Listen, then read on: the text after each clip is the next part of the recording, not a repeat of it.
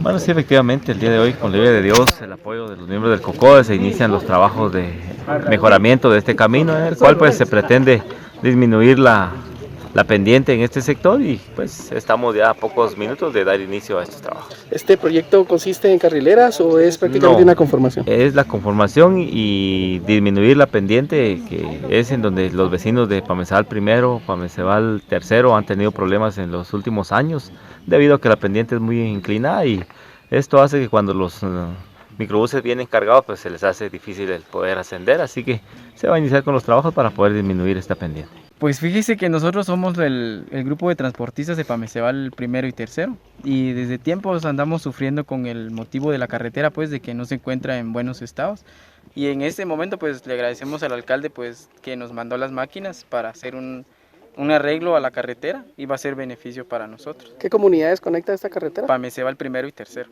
Que ya se dio los vecinos pues de que han solicitado, ¿verdad? Porque usted también se dio cuenta, ¿verdad? De que es el lugarcito un poco difícil, ¿verdad? De que los microbuses o cualquier carro, ¿verdad? Que suben aquí cuesta, pero gracias a Dios ahorita pues de que sí ya empiecen a trabajar. Yo creo que ya los vecinos ahorita están contentos, ¿verdad?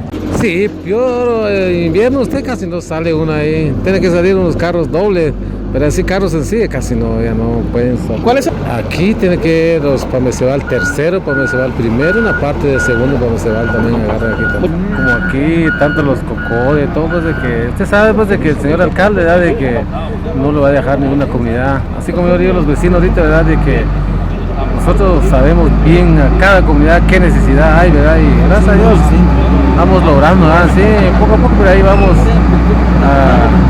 trabajando en las comunidades.